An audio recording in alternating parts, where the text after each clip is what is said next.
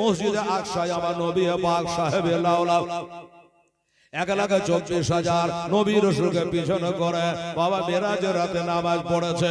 তাহলে আন্দাজ করে ওই মসজিদটাও কত বড়। বাবা নামাজ হয়ে গেছে, আমার নবী বসে আছেন মসজিদে, হযরত আবু বকর সিদ্দিক বসে আছেন মসজিদে, হযরত ওমর ফারুক বসে আছেন মসজিদে, হযরত ওসমান গনি বসে আছেন মসজিদে, হযরত আলী আছেন মসজিদে, হযরত আব্দুর রহমান ইবনে আওফ আছেন মসজিদে, হযরত আবু হুরায়রা আছেন মসজিদে। হাজার সাহাবারা বসে আমার নবীজির নূরানি চেহারা দর্শন করে। যারা আমার নবীকে তো ভালোবাসে, নবীর একটা কষ্ট তারা সহিতে পারে না। একটা কাঁটা যদি নবীর পায়ে ভোগে যায়, সাহাবারা মনে করে ওইটা আমার নবীর পায়ে ভোগে নাই, আমাদের কলেজায় বিঁধেছে। নবী কি একটু কেউ অন্যায় বললে সাহাবারা বরদাস্ত করত না বাবা। যাই হোক, আমার নবী বসে আছেন, একজনের দেহাতে একজন আরবি চলে আসলো মসজিদে, সাহাবীদের মতন বসে গেল। কোনটা সাহাবী কোনটা ওয়াহাবী চেনা বড় তাই। এবার ওই লোকটা আসার পরে আমার নবীকে বাবা উল্টা পাল্টা ভাষায় কথা বলতে লাগলো, উল্টা পাল্টা ভাষায় কথা বলতে আরম্ভ করেছে, গালিগালাজ আরম্ভ করেছে। সাহাবারা সহিবে না, নবী কিছু বলেন নাই। হযরত ওমর ফারুক রাদিয়াল্লাহু তাআলা আনহু খাপ থেকে তলোয়ার বার করে নিয়েছে, তোর গর্দান উড়িয়ে দেবো, আজ তোকে মসজিদের মধ্যে মার্ডার করে দেব। আমাদের সামনে আমার নবীকে এত বড় অন্যায় কথা বলবি, আমরা সইতে পারবো না। ওইখানে আবু বকর ওসমান সবাই বসে আছে। বাবা গো, এবার হযরত ওমর যখন তলোয়ার ধরে কর্তার মারতে যাবি, আমার নবী পাক সাহেবে লাউলা বললে, এই ওমর তলোয়ার মারিও না, তলোয়ার খাপে ঢুকিয়ে দাও। ইয়া রাসূলুল্লাহ, ইয়া হাবিবাল্লাহ, নবী গো, আপনার পায়ে একটা কাটা ভোগা সইতে পারি না, আপনাকে আঙ্গুল তুলে কেউ কথা বলবি, আমরা সাহাবীরা সইতে পারি না। আমি ওমর বলেছিলাম, আবু জাহেল রে, তোর জিভাকে টেনে ছিঁড়ে ফেলে দেবো আমার নবীকে যদি অন্যায় বলে দিস। আমি সেই ওমর, আর আমাদের সামনে আপনাকে উল্টা পাল্টা কথা বলবে আর আমরা ছেড়ে দেব? আমার গায়েবের সংবাদদাতা নবী, আল্লাহ কোরআনে বলেছে, আল্লাহ মাকা মালাম তাকুন তাআলাম ওয়া কানা ফাদলুল্লাহি আলাইকা আযীমা। এই নবী, আপনি যা জানতেন না আমি আল্লাহ আপনাকে জানিয়ে দিয়েছি। মা কানা ওয়া মাকুনের খবর, হে নবী, আপনাকে আমি আল্লাহ জানিয়ে দিয়েছি। কাজে আমার নবী জানেন এই লোকটার বুকের পাটা কি করে হয়, এই লোকটার সাহস কি করে হয় যে আমার বাঘা বাঘা সাহাবার সামনে আমাকে আঙ্গুল তুলে কথা বলে, অন্যায় ভাষায় কথা বলে। তার বাড়ি হলো এক জায়গায়, আমাদের বাড়ি হলো আর এক জায়গায়। কি করে সাহস জোটে? আমার নবী বুঝে গেছে এই লোকটা আসলে জান্নাতি। জান্নাতি, জোরে বলে সুবহানাল্লাহ।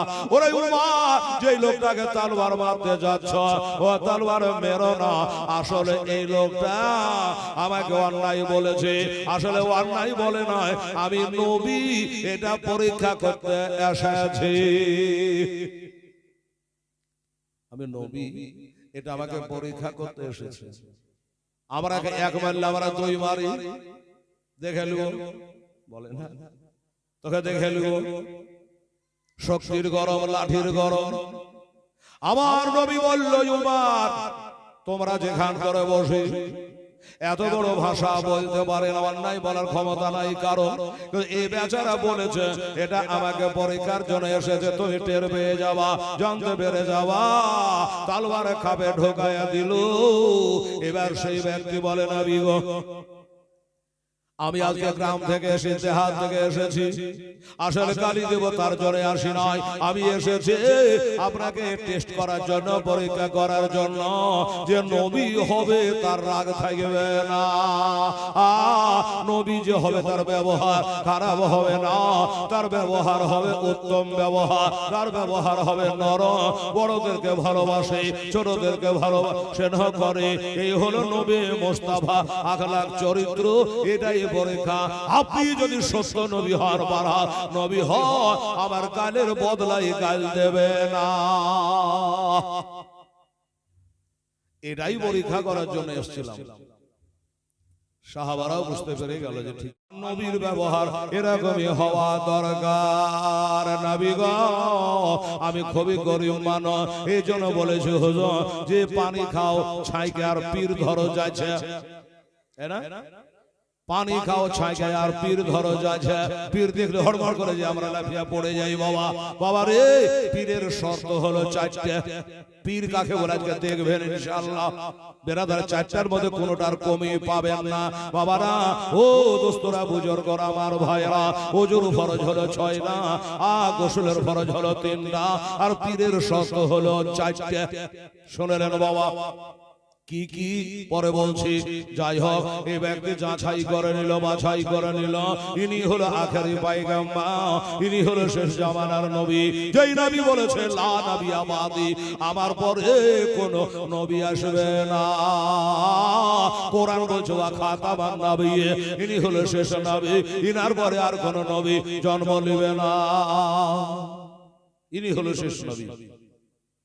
তো ওই গরিব মানুষটা যাচাই করে নিল, বাছাই করে নিল, নিয়ে আমার নবীর নুরানি চেহারা দেখে, আমার নবীজি আখলাক দেখে, ব্যবহার দেখে, ওই ব্যক্তি বলে নবী গো, আপনি তো আমার পরীক্ষায় পাশ করে গেছে, হুজুর আমার বুকের পাটা কি, এত বড় সাহাবের সামনে আপনাকে উল্টা পাল্টা ভাষা বলি, আসলে পরীক্ষা করছিলাম, পাশ করে গেছেন নবী, এবার আমাকে কালেমা পড়ায়া ইনাদের মতো করে সাহাবী বানিয়ে দে, আমাকে কালেমা পড়িয়ে দে।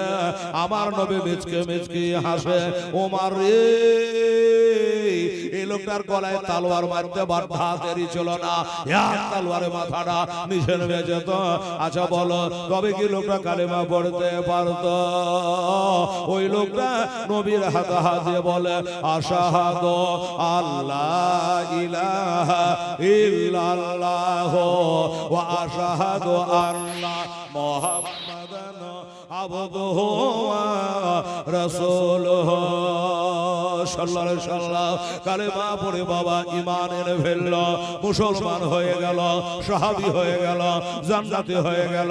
ঈমানের চোখে নবী মুস্তাফাকে একবার দেখলে হয় বাবা সাহাবী, নবীকে দেখলে সাহাবী হয়, ঈমানের চোখে দেখা দরকার। আবু জেহেল অনেকবার দেখেছে, কই সাহাবী তো হলো না। আবু লাহাব অনেকবার দেখেছে, কই সাহাবী তো হলো না। দেখার মতো ভাগ আছে, আল্লাহর নবী হিসাবে দেখা লাগবে। ওরা দেখেছে আব্দুল্লাহর বেটা হিসাবে, এরা দেখেছে আবু তালেবের ভাতিজা হিসাবে, এরা দেখেছে আব্দুল মুত্তালিবের পোতা হিসাবে, আর ইনি দেখলো আল্লাহর হাবিব হিসাবে। আল্লাহর নবী হিসাবে দেখলো, জান্নাতি হয়ে গেল। বসে আছেন, আমরা যেমন সবাই টুপি মাথায় দিয়ে বসে আছে, কত ভালো লাগছে। ওই লোকটা তো মুসলমান ছিল না, এবার মুসলমান হইল। আমার নবী বলেন সাহাবীরা রে, একটা কথা বলি শোন, আমার নতুন সাহাবীটা গরিব মানুষ, মাথা খালি করে বসে আছে, কালেমা পড়েছে।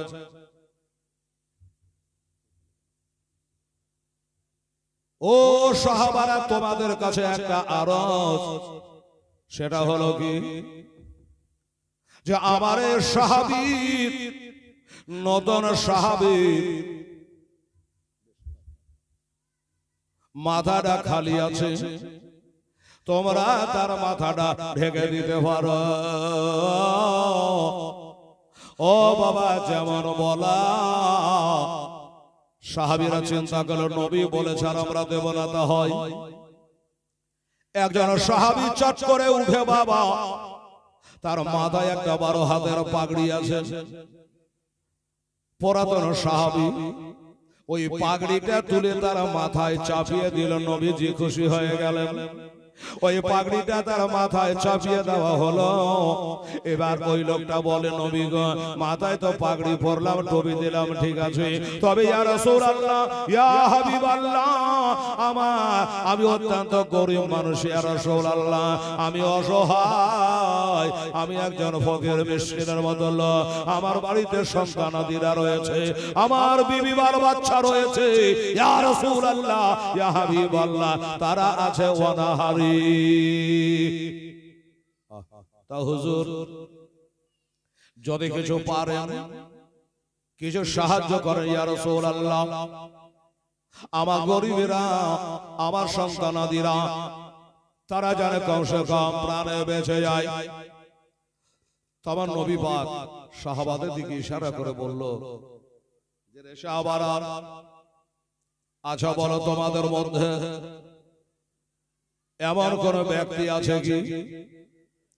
আর টাইমটা ছিল দুর্ভিক্ষের টাইম, অনভাব অনটনের সময়। কোন সাহাবী আমার আছে?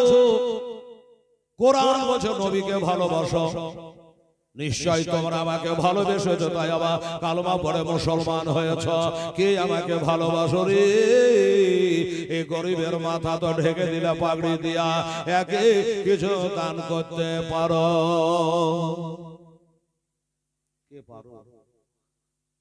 একজন গরিব সাহাবী দাঁড়িয়ে গেল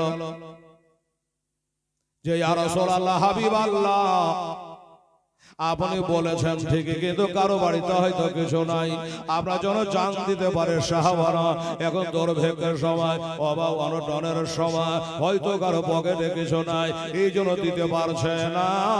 তবে নবী গো, আমার বাড়িতে কেবল ফ্যামিলি চালাবার জন্য একটাই কেবল উট আছে, ইয়া রাসূলুল্লাহ, আপনি একটু সময় দিলে ওই উটটা নিয়ে আমি তার কাছে হাজির করে দেব, 20-30 হাজার টাকা দাও, এটা ওদের হাজির করে দেব, এছাড়া দেবার মতো কিছু না, এছাড়া দেবার মতো কিছু নাই। কি করবে? সাহাবী এটা নিয়ে খুশি হলো, তার মাথাটাও ঢেকে দিল। হায়রে মুসলমানের চরিত্র, মুসলমানদের ব্যবহার, বাবা নিজে না খেয়ে অপরকে বাবা খাওয়া, এই জাতের নাম হলো মুসলমান। আরে ওড় দিলা, মাথা ঢেকে দিলা, ঠিক আছে, কিন্তু বেচারা হাতে দুটো নগদ টাকা দেওয়া গেল না। এ সাহাবীরা, আমার সালমান কোথায় আছো? আমার সালমান ফারসি কোথায় আছো? সালমান ছুটে আসলো, লাব্বাইকা ওয়া সাদাইকা ইয়া রাসূলুল্লাহ, আমি সালমান হাজির আছি। আমার নবী বলে, সালমান রে, এই লোকটাকে সাথে করে নিয়ে যে এই নতুন মুসলমান হয়েছে, একে সাথে করে নিয়ে একটু মদিনার গলি গলি যাও, একটু মদিনার গলি গলি যাও, দুটা চাঁদা করে দাও, কিছু টাকা পয়সা বেচারাকে তুলে দাও, যাতে করে তার বাড়ির ফ্যামিলিটা দুবেলা শান্তিতে একটু খেতে পারে। বাবা, নবীর অর্ডার হয়ে গেল। হযরত সালমান বলে, চলো ভাই, দেখে একটু গ্রামে বার হয়, কারো বাড়িতে 10-20 টাকা করে চাঁদা করে যদি তোমাকে 200-500 টাকা দিতে পারি, আমার নবী খুশি হবে, আল্লাহ রাজি হবে, আর যিনি দিবে তিনিও নেককার হবে। বাবারা, আমার মা বোনেরা, ওই ব্যক্তির হাতটা ধরে নিয়ে বাবা বার হয়ে গেল ওই মদিনার গলি গলি বেড়ায়, এ বাড়ি যাই ও বাড়ি যায়, এত দুর্ভিক্ষর সময়, এত অভাব অনটনের সময়, যেই বাড়িতে যাই বাবা দরজা খোলে না, নাই ছাড়া হ্যাঁ বলে না, বাবা কেউ কিছু দিতে পারল না, কেউ কিছু দিতে পারল না। হযরত সালমান ফারসি রাদিয়াল্লাহু তাআলা আনহু তিনিও খুব টেনশনে পড়ে গেলে, এই মুখ আমি নবীকে দেখাবো কি করে?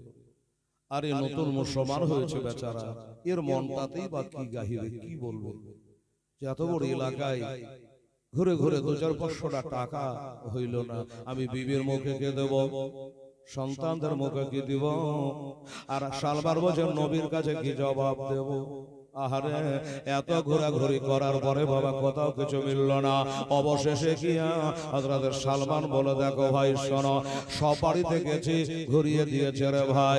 ওই দেখো একটা বাড়ি দেখা যাচ্ছে, ওই বাড়িটাই এমন একটা বাড়ি, ওই বাড়িতে গেলে জীবনে কেউ খালি হাতে ঘোরে না। ওই বাড়িটাই গেলে জীবনে খালি হাতে ঘোরে না, এমন একটা বাড়ি। নতুন মুসলমান তো জানেন ওটা কার বাড়ি, তাই জিজ্ঞাসা করে, আচ্ছা ভাই এত বড় বড় বাড়ি, এত চিকনা চিকনা মানুষ দেখলাম, কেউ তো কিছু দিল না, ওই বাড়িটা না জানি কা, যে বাড়িটাই গেলে কিছু পাওয়া যাবে বলছো? বলে হ্যাঁ, ওইটা হলো যে নবীর কালমা পড়লা, ওই নবী মুস্তাফার বেটি হযরত ফাতেমার ঘর। আমার আল্লাহ তাআলা ইরশাদ করে, আল্লাহ তাআলা ইরশাদ করে পবিত্র কোরআনে, ওলিদের ডর নাই দোনো জাহান। একবার জোরে বলে সুবহানাল্লাহ। আমার আল্লাহ তাআলা ইরশাদ করে, আল্লাহ তাআলা ইরশাদ করে পবিত্র কোরআনে, ওলিদের ডর নাই দোনো জাহানে, দোনো জাহানে। আল্লাহর ইয়া প্রিয় বন্ধু ওই আজ মেরে ওলে তাশরীফ আনিলেন যখন এ ভারতের গলে, ভারতের গলে। ওয়াজানা ভারতের লোক, ওয়াজানা ভারতের লোক জানে না কোনটা পথ সোজা, সোজা পথ দেখা এলে আমার আজ মেরি খাজা, আজ মেরি খাজা। এই ভারতের মাঠে রোশন হলো, ভারতের মাঠে রোশন হলো খাজার আগমনে, ওলিদের ডর নাই দোনো জাহানে, দোনো জাহানে।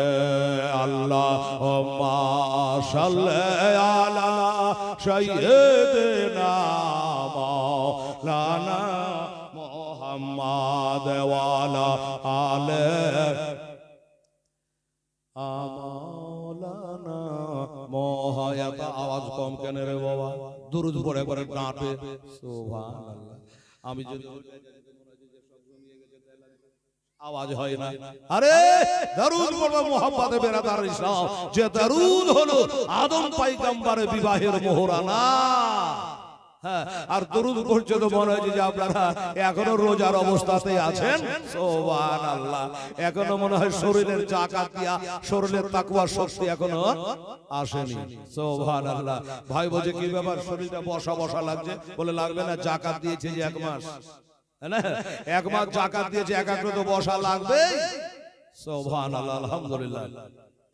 এই মুসলমানেরা ভাইরা, হযরত সালমান ফারসি বলল ওই বাড়িটা কার? ওই বাড়িটা হলো বিনতে রাসূলের নবীর বেটি ফাতেমার বাড়ি। ওইটা হইল ইমাম হাসান হোসাইনের আম্মা জানের ঘর। ওইটা হলো আল্লাহর ওলি মারিফাতের ভান্ডার শেরে খোদা মুশকিল কুশা হায়দারে কাররা হযরত আলী রাদিয়াল্লাহু তাআলা নর বাড়ি। ওই বাড়িতে গেলে কেউ কোনোদিন খালি ঘরে না। ফাতেমা কত বড় লোক ছিল নিশ্চয় আপনারা সবাই জানে। বাবা গো, এই আমার মা বোনেরা, ওই নতুন মুসলমান তো হাল হকিকত জানে না। হযরত সালমান বলে চলো। আচ্ছা ঠিক আছে চলেন। এবার দরজায় গিয়ে সালাম করেছে, আসসালামু আলাইকা বিনতে রাসূল। সালাম করেছে। ফাতেমা বলল কে আছো ভাই আমার সালাম করেছ? তুমি কি? বলো ফাতেমা আমি হলাম সালমান ফারসি, আমি হলাম সালমান ফারসি। কি খবর? কি জন্য এসেছো? বলে ফাতেমা আমার সাথে একজন লোক আছে, এই লোকটা নতুন মুসলমান হয়েছে, তোমার আব্বার হাতে হাত দিয়ে কলেমা পড়ে নিয়েছে, জান্নাতি হয়ে গেছে, কিন্তু মানুষটা বড় দুঃখী গো, মানুষটা বড় গরিব গো। এই জন্য তার মাথায় তোমার স্বামী হযরত আলী তার মাথার 12 হাতের পাগড়িটা চাপিয়ে দিয়েছে, একজন সাহাবী একটা ওড় দিয়েছে, এখন বাড়ি যাবে দুইটা দানা খাবে বা ছেলেরাকে খাওয়াবে, সেই শক্তিটা তার নাই। এই জন্য এসেছি তাড়াতাড়ি করে, একবার দয়া করে খালি বলে, একবার খালি দয়া করে বলে, ও ফাতেমা আমি তাকে বড় আশা দিয়ে এনেছি, সেই আশাটা হলো এইটা যে এখান থেকে কেউ খালি ঘরে না, কেউ খালি ফিরে না।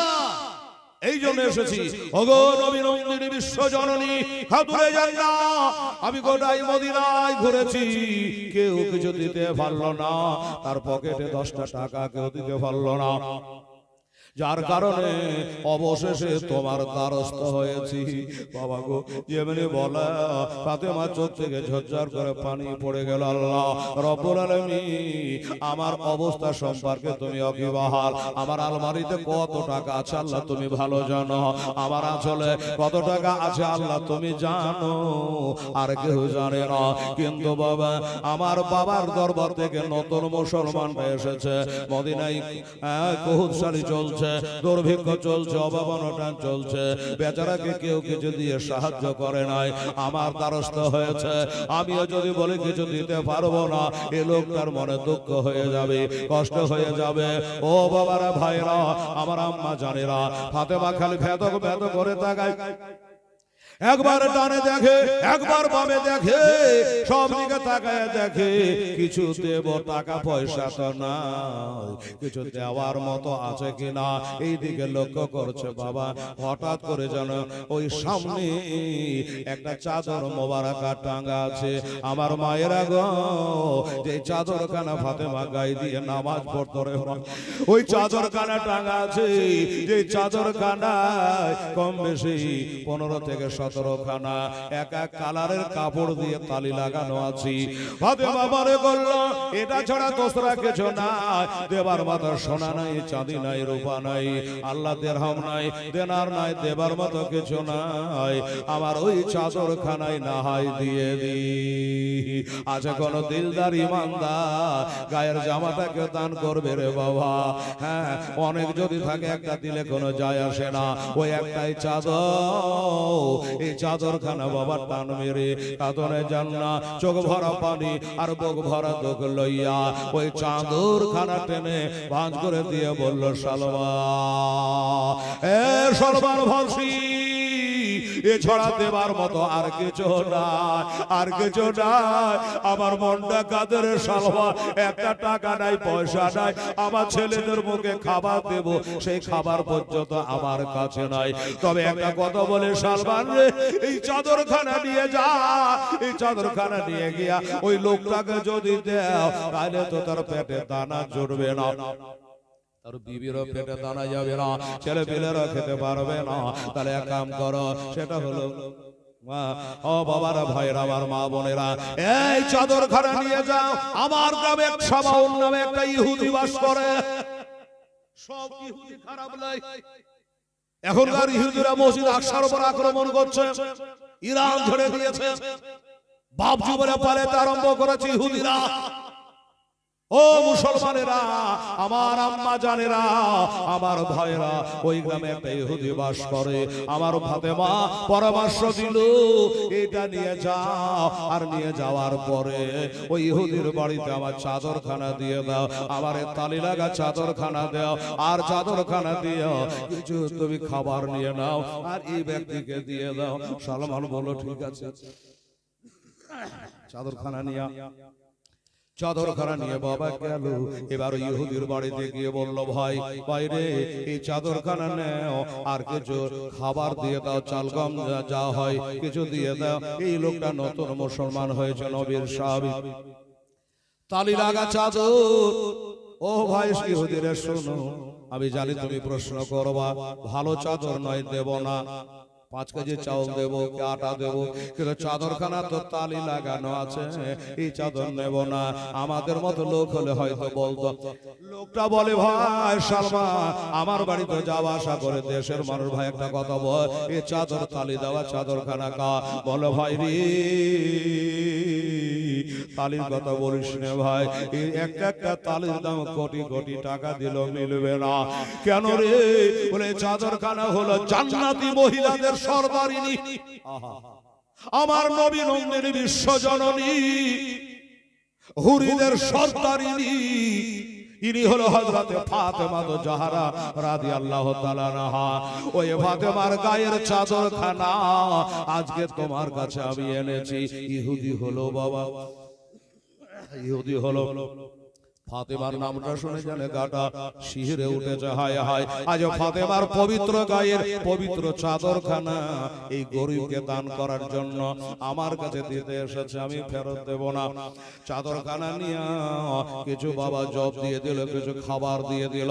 ওই নব মুসলিম যেটা ছিল সে তো সান্ত্বনা পেয়ে গেল, সে তো সান্ত্বনা পেল। বলে সালমান রে হয়তো আর ভালো চাদর ছিল না, থাকলে পারে তালি লাগা চাদরখানা দিত না। আমার ভাই জানেরা, আব্বা জানেরা, আমার মা বোনেরা, হযরতে ফাতেমা নিজেকে অনাহারে থেকে ছেলেরাকে অনাহারে রেখে নিজের গায়ের চাদরখানা খুলে বাবা দান করে দিল। ওই ব্যক্তিটাও খুশি হয়ে গেল। আর ওই ইহুদিটা বলল না না না, ওই চাদরখানা নিয়ে সর্বনাশ করেছে, এটা নবীর বেটির গায়ের চাদর, আমার বেটিকে ব্যবহার করতে দেব না, আমার বিবিকে ব্যবহার করতে দেব না। এই চাদরখানা হাসরের মাঠে সেদিন চাঁদোয়া করে দেওয়া হবে। আমার ভাইরা এই চাদরখানা কোটি কোটি টাকা দিলে বাবা মূল্য হইবে না। সবাই মেয়েরা অবশেষে ওই চাদর ব্যাগ দিয়ে মুসলমান হয়ে গেছিল রে বাবা। আমার ভাই জানের, আব্বা জানের একটা কথা বলি, সেটা হলো ও ভাইরা 11টার এদিকে নামতে হবে, ওই দিকে নয়। আমার টাইম হলো 11টা পর্যন্ত, 5 মিনিট এদিকে থাকবে তো ওই দিকে যাবে না, কারণ মানুষ একবার সূর্য করলো, রাত জাগলো, তারপর আমরা আমাদের উদ্দেশ্য আজকে হবে আমাদের পীর কেবলার কাছ থেকে একটু দোয়া নেওয়া, একটু দোয়া নেওয়া বাবা আমার ভাইয়ের। তারপর আমার পরে একটা বক্তা আছে, তাহলে 12 সাড়ে 12-র মধ্যে পীর কেবলা সাহেব স্টেজে চলে আসবেন, কমিটির সিদ্ধান্ত। তাহলে এর মধ্যে আমাকে শেষ করে আর একটা বক্তাও শেষ করা লাগবে। ঘড়ি দেখো 10:30 বাজে। আমার ভাইয়েরা রে, আমার মা ফাতেমা জাহরা রাদিয়াল্লাহু তাআলা আনহা তিনি নিজের চাদর মুবারাকা বাবা বাঁধক দিয়ে ফাতেমা ওই গরিব সাহাবীকে দান করেছে। আমি হেলাল আল্লাহর কাছে একটা দোয়া করব। দেখতে দেখতে কমিউনিট কেটে যাবে, নেমে যাব, বক্তা চলে আসবে। বেরাদার ইসলাম সামনে গেরাও, আজকের দিনে, আজকে ফাতিহার দিন, আজকে হলো বিদায়ের দিন, আজকে হলো শেষ রাত্রি। বেরাদার ইসলাম সামনে গেরাও, আমার ভাই জানেরা, আব্বা জানেরা, আজকে আপনাদের আমার পীর কেবলার ফাতিহায়, আমার নবীর ফাতিহায় সবাইকে শামিল হওয়া লাগবে। তাই একটা কথা বলবো, হযরতে ফাতেমা জাহরা রাদিয়াল্লাহু তাআলা আনহা ওই চাদরখানায় 17খানা তালি লাগানো রয়েছে। 17 জন খোদার বান্দাকে বলবো, আমার দাদারা ভাইরা, যদি সম্ভব হয় চাপাচাপি নয়, জোরাজোরি নয়, কোরআন বলছে লাউ তানলুবিররা হাত্তা তুলফিকু মিম্মা তুহিব্বুন, যেটা আল্লাহর রাহে দিবা, এটা যেন মহব্বতের বস্তু হয়, মহব্বতের চিজ হয়। এই কারণে ইব্রাহিম আলাইহিস সালাম সবথেকে মহব্বতের বেটা ইসমাঈলকে কুরবানি দিয়েছে। আপনারা হাজারবার শুনেছেন বেরাদার ইসলাম। তো মহব্বতের জিনিস দেওয়া লাগে। তাই বাবা আপনাদের কাছে 5 পাঞ্জাতলে ওসিলা করে 500 টাকা করে টাকা আমি 17 জন ব্যক্তির কাছ থেকে আবেদন করলাম। কমিটি বলেছে জোরাজোরি নয়, চাপাচাপি নাই, আবদার করে যদি আপনি পারেন আজকে হুজুর সাহেবের এই সভাতে একটা দোয়া নেওয়ার জন্য আমি কাকসার হেলালুদ্দিন রাজভী আপনার জন্য দোয়া রাখবো। 500 টাকা আপনার মায়ের নামে, আপনার বাবার নামে, পীর বাবার নামে, আপনার পীরের নামে। আপন আপন পীরকে সবাই ভালোবাসবে, কোন পীরকে কেউ ছোট জানবেন না। আমার মায়েরা, আমার ভাইরা সবাইকে বলেছে, এই কমিটির ছেলেরা খালি ঘুরলে হবে না, আমার মা বোনদের কাছে একটু যাওয়া লাগবে। যদি কোনো আল্লাহর বান্দির দিলে দয়া হয়, আমি হাজার করে বলতে পারতাম, কিন্তু না, আমার পরের বক্তা আসছে, উনি বলবেন, আমি খালি একটা দোয়া করে নেমে যাব। 500 টাকা দেবেন। এমন একটা আল্লাহর বান্দা যদি কেউ থাকে, আল্লাহর বান্দি যদি কেউ থাকে, তাহলে আপনি হাজির হবেন আমার নবীর ওসিলা নিয়ে। আল্লাহ তাআলার কাছে দোয়া রাখবো। বেরাদার সব 100 টাকাও যদি আপনি পারে, হেলাল রে হ্যাঁ ঈদুল ফিতরে সব খরচ করে দিয়েছি কেনাকাটা করে, তো 500 পারবো না, 100 টাকা পারবো। আপনি 100 টাকাও বিসমিল্লাহ বলে আল্লাহকে স্মরণ করে নবীকে হাজির ও নাজির মনে করে আপনি দেবেন, আল্লাহ ওইটাই আপনার কবুল করে নেবে। বিরাদারুল ইসলাম সামনে কেনা আমার দোস্তরা বুজুর্গরা, তাই যদি আল্লাহর বান্দা কেউ আছে তাড়াতাড়ি করাতে হবে। মাশাআল্লাহ, এই যে একজন 500 বলেছিল 200 দিয়েছো, ধন্যবাদ। একটু আমার মা বোনদের কাছে যাতো বেটা, তাড়াতাড়ি একজন 200